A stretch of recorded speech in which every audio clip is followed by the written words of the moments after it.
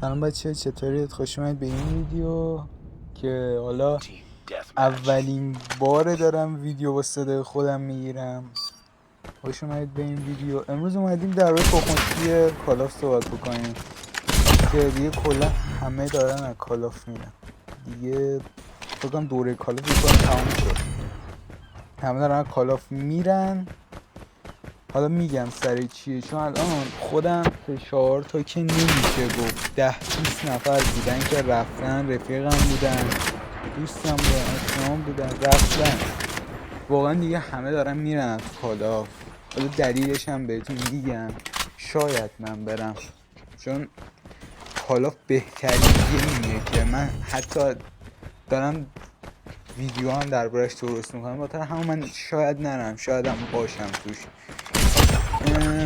دلیل اولش اینه که توی این سیزن جدید که خودتون دیگه شاهدین چقدر دیگه داره بد میشه اوضاع کالاف. تایم آوت ها رو دیگه خودتون دارین. اون موقع مثلا توی 10 تا دست 1-2 بار تایم آوت میخورد، اما الان میری تو گیم بازم داره تایم آوت میخوره میندازه بیرون. یعنی بازیایی بهتون بگم مثل فری فایر به خود همچین لگی که کالاف داره اونا ندارن. حالا فری فایر که نمیشه گفت، فری فایر اصلا بازی حساب نمیشه، ولی مثلا یه سی مثل پابجی موبایل رو بخوایم بگیم با اون حجمش، ما بگیم باز پابجی موبایل هم خیلی گیم خوبیه واقعا، ولی اف پی اس مثلا 30 تا رو اوکی میکنه روی چیزای سنگین. اما من دارم روی دیوایس دارم بازی میکنم که 128 رم 4 دارم با اف پی اس 20 بازی میکنم. الان همچین گیم پلی که من گرفتم و به خدا قسم من الان با اف پی اس فقط چیز گرفتم 16 گرفتم کلا این بازی رو دست و کلا. یارم اصلا نمیدونم کی بود، همینجوری اومدیم یه دوئل زدیم رفت. بعد اصلا دیگه تیران ریجستر نمیشه واقعا. شاید من بمونم توی کالا بادم، بمونم و یه راهکار برش پیدا بکنم، یا مثلا یه چنل تلگرام بزنم بقیه جون شن توش، مثلا بیام اینجا کاش لگا رو بذارم. الان اگه دقت بکنید یه ذره به گیم پلی میفهمید اصلا تیر ریجستر نمیشه، تیر اصلا ریجستری نداره. خاطر همون میگم حمایت کنید، چنل بیاد بالای زشن یوتیوبمون. من یه چنل تلگرام بزنم اونجا روش کاش لگ بذارم، روش کاش پینگ بذارم. واقعا پینگا خیلی بالا رفته، 200 160 اینا. من خودم 10 ساله نمیدونم چیزی داشتم و 57 بازی میکردم، 57 و 60، ولی واقعا خیلی چیز بودش، تیرا ریجستر نمیشه. خدا همون میگم بعضی دستانم باید با فیلتر شکن رفت توش. خدا همون میگم حمایت کنید، یه ذره بیاین بالاتر، یه ذره رشد بکنیم، یه چنل تلگرام بزنیم که حداقل یه کاری بتونیم انجام بدیم برای اینا. حالا نمیدونم چون HS کشید دیگه سرمون زده.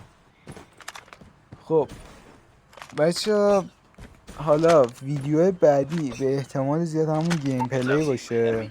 گیم پلی دوباره با صدای خودم، بعد شاید کلا با صدای خودم بیام جلو، چون میخواستم این چنل کلا بدون صدا و صدای خودم هم تویچی نبوده، فقط اینجوری گیم پلی بذارم توش، ولی گفتم اینجوری فایده نداره، به درد نمیخوره. بعدا هم گفتم بهتره اینجوری باشه.